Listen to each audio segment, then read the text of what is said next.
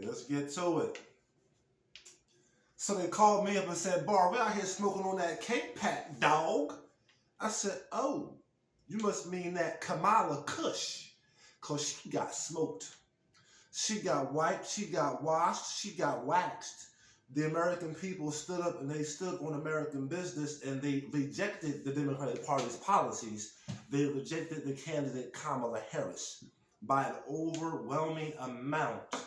Not only was she defeated horribly in the Electoral College, she was defeated just as horribly in the popular vote. The American people collectively said no to tampons in boys' bathrooms. They said no to a lack of FEMA money being transferred to illegal migrant accounts. They said no to tax dollars being used for migrant resources, illegal migrant resources. They said no to a gambit of policies. They said no even to abortion for being a presidential debate topic, or no to the ideal of someone running on such an issue. It was very divisive, gender-wise, and we know that it was very divisive racial-wise. But the country said no to a bunch of things, and they collectively spoke, and we were happy to see that. No, we did not vote for Donald J. Trump. As you can see on our videos, we never did any videos promoting Donald J. Trump. In fact, we called Donald J. Trump a white racist. But at the same time, we also deduced and came to the conclusion that we'll take the white nationalist with racist tendencies over the brown globalist any day. The brown globalist seemingly was going to immigrate America into a state of gentrification. So they collectively said no against that. But be mindful, when we talk about this collective group of people saying no, the Americans, it has to be understood that only 40% of the American people spoke. Only 40% of the American people voted. That's a better word, because many spoke. Many spoke. You don't have to vote to speak. I spoke. I did not vote. I've been speaking against Kamala Harris, the Brahmin caste system. You can see all of my timeline. I spoke out against her long before she began to run for the presidency. I've been speaking out against the illegal immigration long before the presidential debates. You can check my timeline. But here we had the 2024 elections. We saw that only 40% of the American people voted. About 140 million people voted out of the 330 million citizens. As we add up, a little rough math, we add up all the votes for Donald J. Trump, Kamala Harris, Jill Stein, Robert Kennedy, Chase Oliver, and other candidates like Cornel West, add them all, 140 million. And then with that being said, roughly about 40% of the American people voted in comparison to the last presidential race between Donald J. Trump and Joe Biden. And that one in 2020, the amount of votes just alone between Trump and Biden surpassed the total amount of votes in this 2024 election. I think they totaled about 152 million plus votes between the two of them alone after at the nearing height of the pandemic onto the new political administration. So we saw all that. Some people believe that voting on the local level is better. The local level affects their living conditions more so than the federal level. Some people saw the candidates as just not good candidates. They rejected Kamala, some rejected Trump. But as you can see, overall, Trump had the majority of the votes in the electoral and in the popular vote. And so now the conversation that we want to get ahead of is very simple, because we know how the mainstream media likes to present their narrative as they try to put a stranglehold over the domain of discourse. Because of these new social media platforms that we can have these type of conversations. And many people are straying and staying away from those mainstream media platforms, going to seeking out other sources of information, and because of that, we truly, truly believe why this race was so lopsided. You have individuals. Let me give my flowers right now to some of these scholars, who I call them scholars. Men such as Tariq Nasheed, Vicky Dillard, Jason Black, Professor Black Truth, Professor Philip Scott from the African News Diaspora, the great basketball player Kwame Brown, who claims to be a bust. Boy, you ain't no bust. 14 years in the NBA, boy, you ain't no bust. And you got that mama's house. Good man. His political analysis is beyond brilliant. Okay, just being straight real with you. His political analysis is beyond brilliant in many respects, and he's new at that. He's new at that. The other guys I made mention of, they've been online and they've been in the community doing active works for decades upon decades upon decades, and now they're online. And what I find so interesting, along with all these social media platforms, all these platforms, you add them all together, you're looking at a 100 million, 200 million viewer, 200 million subscriber punch, which has a lot of power over the airwaves. And so now all these factions and factors, they're all saying the same thing, and they don't even know each other for the most part, right? They're not on the same channels with one another all the time, but they observed a certain amount of facts. They saw what was before them. They made up their mind. They came to a conclusion. They spoke openly and freely about it. And so I was very happy to see that. I was very happy to see the response of their viewership grow in the midst of that. And it was a good thing. It was a good step forward. And that work must be continued. So I want to give them their props on that. And there are many people that I can make mention. I can even give an asterisk to Candace Owens, who brought a great deal of heavy receipts. We went hard at her on this channel, rightfully so. But at the same time, just do is just do. She brought a lot of receipts on Kamala Harris as to why she was not the proper candidate. Once again, not arguing that Trump was, but you could have voted for Jill Stein, Cornel West, Trump, whoever. On this side of the channel, we were arguing simply against gentrification.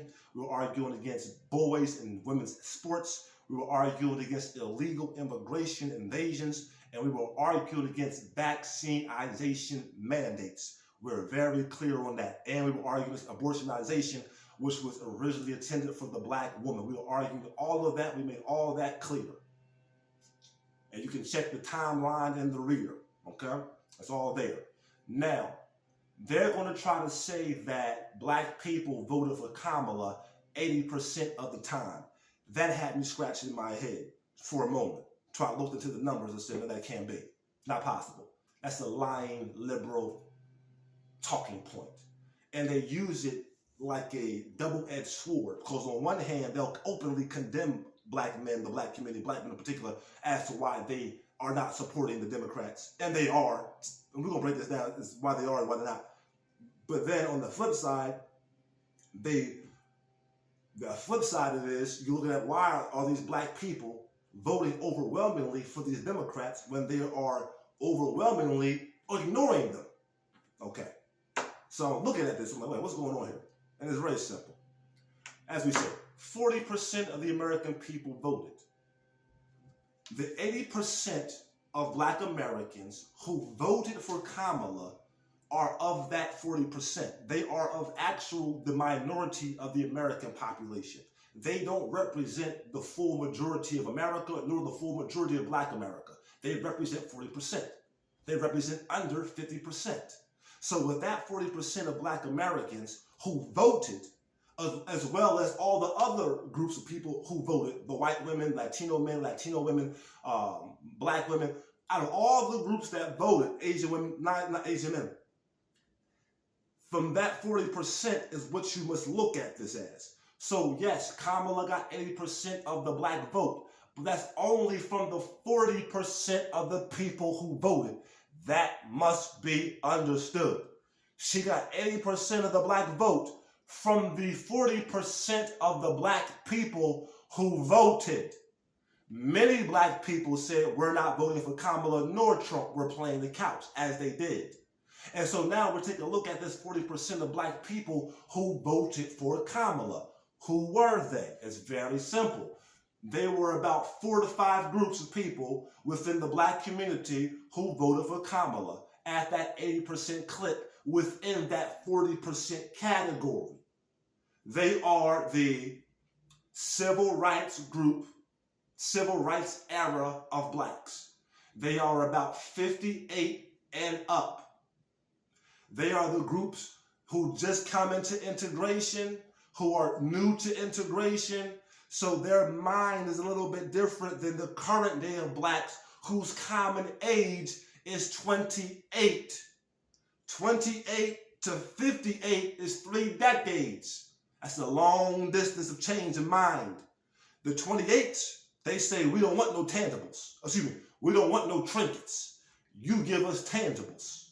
The older blacks said, we don't care about tangibles, just give us trinkets. That's the difference. That's the first group of blacks that voted for Kamala. The second group is the LGBTQ blacks, who identify sometimes more with their sexual identity more than their racial identity. So in doing that, they see protections and some privileges, some.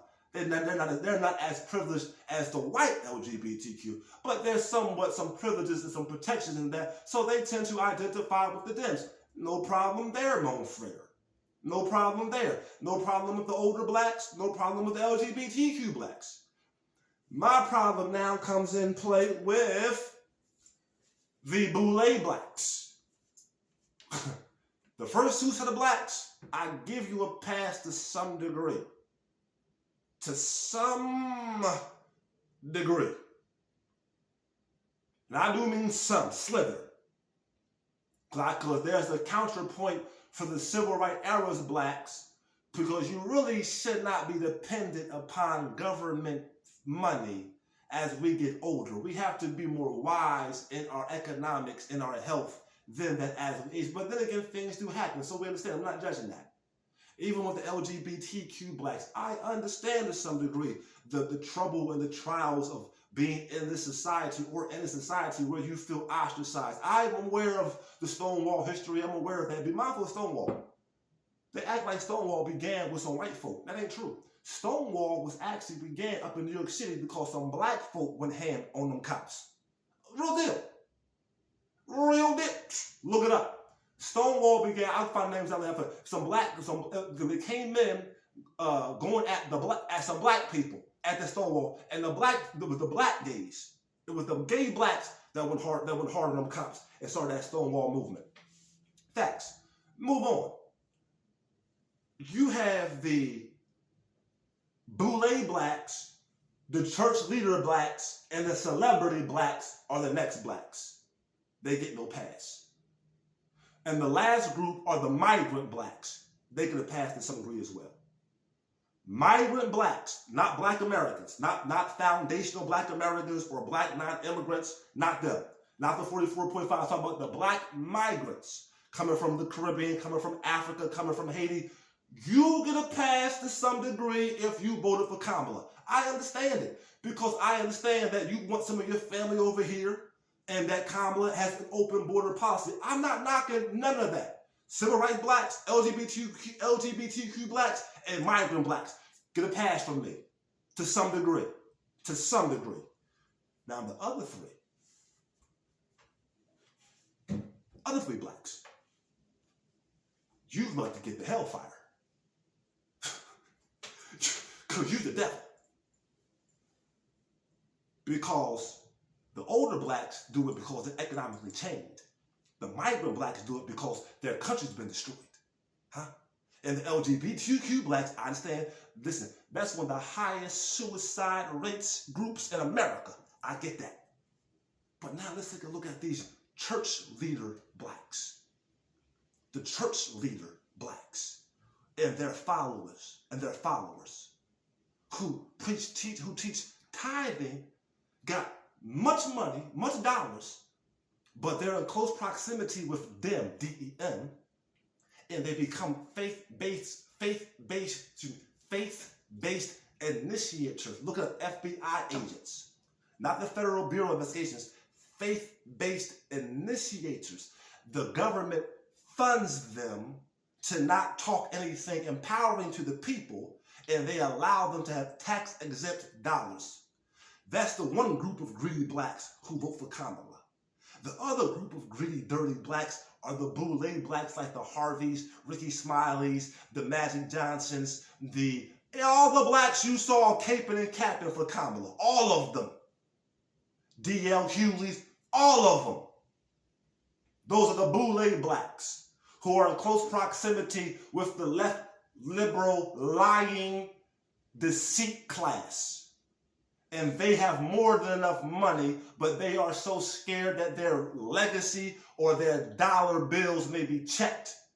And they'll never speak truth to power before the people. Never. And they're only allowed to speak on certain talking points. So you got a whole group of people like this, all on television. You name them. You name it. They're on television 99.9% of the time. That's who we're talking about. I ain't got time to go into names on it right now. I just named a few. There are countless ones. But the more prominent ones are the ones you see on them ABC shows, NBC shows, CBS shows, MSNBCs. Okay? The other group was, so that's the boule blacks, the church blacks. Because the boule blacks are attached to the celebrity blacks. They all in the same group. They all in the same group. And those blacks I named, boule blacks, church blacks, LGBTQ blacks, civil rights era blacks, and the migrant blacks are the blacks who voted for Kamala. Yep. The majority of black people did not vote for Kamala. That's the lie they're going to try to put out there. Oh, you guys voted for Kamala 80% of the time. That's a bold-faced lie. 80% of black America did not vote. 80% of America did not vote. So there you go. What's next? I think that's it. I think that's it, family. I think that's it. I just want to get ahead of that. I got some other things we'll talk about later on in time, but just keep these things in mind. I want to press that upon you so we go forward properly, all right? What else is going on? What else is going on? Okay, name some. What was it? Name some of them boule blacks. Man, stop playing with me. Stop playing with me. You heard them all. You heard them all year talking crazy. They got whitewashed and waxed. They got whitewashed and waxed. The king of the tethers himself. His political career was ended this year, Obama. He was so-called the heavyweight. The rest was lightweight. The Steve Harveys, Ricky Smileys, the Stephen Agent Smiths, the D.L. Hughley's, going against the beloved icon, Janet Jackson. That was some of the most despicable and disgraceful showmanship I've ever seen. I'm going to say this right now on the record. I believe that the black community should begin to push for the collective cancellation of D.L. Hughley. He has proven to be an anti-black agent operating through the airwaves, family. He was the same one pushing that jab. See, this whole Kamala thing, be mindful. They want to say Trump was saying, yo, go for the jab, go for the jab. No, Trump was trying to get the jab out there so people could get back to living their lives. He didn't put mandates on it. The mandates was put on there by Kamala. I told you, all her policies are not just anti-black, black American. They're black, they're anti-American, they're anti-human. Abortion, vaccine mandates. Abortion, vaccine, transgenderism. And transgenderism, I'm not knocking that. I'm saying that their transgender movement, because let's be clear, let's be clear. There are many transgenders who don't want this attention. They don't want to see grown men competing with women in sports. How about that one? They don't want to see it. They don't want that light on them. They want to go live their lives. So you're going to take a minority of people and put them on a spotlight like this. And you're not doing it for the transgender community. You're doing it for the corporation community that wants to begin to induct and induce and introduce transhumanism. I said it, I stand on it. I said that. I stand on that. I'm going to come back to this video, and I'm going to go back to my other videos, and I'm going to do a quick lap run. Because you can check the timeline. I'm time-stamping documented conversation. Transgenderism is an extension of white racism, but it is a push towards transhumanism, where now I could deny you your rights of being an actual human being. Okay, got me? So abortionization, transgenderization, vaccineization with mandates, illegal immigration, everything she stood for against. Simple as that. Simple as that. And then you have these people like Uncle Luke coming all in, chiming all in, all those boule sassy Sambos. Sassy Sambos like Rolanda Martina all came out. They quiet now.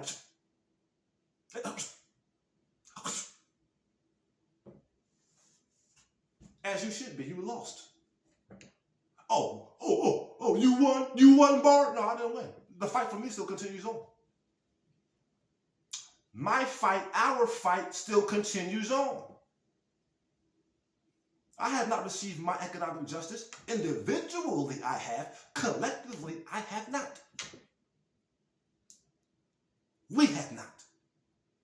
So we got them washing, wiping them. I would have wiped and washed them again. And whoever comes up disrespectful, with disrespectful policy collectively against mine, we stand right here. You want to blame black men for her L? You need not look any further than right here. I like to think I played my small part in this. Boy, you only got 10 views on that video. I said my small part, ninja. One last time before I go. Shout out to the new black media, the black grassroots, who are unapologetically truthful. Jay Black, Professor Black, Tariq Nasheed, Vicky Diller, Professor Philip Scott, Baba Rasan, Kwame Brown, I even throw men in there like Big Ward, who stood on business. Down South brother. All chiming in. All giving out their perspective, their honest opinion, their honest narrative with receipts.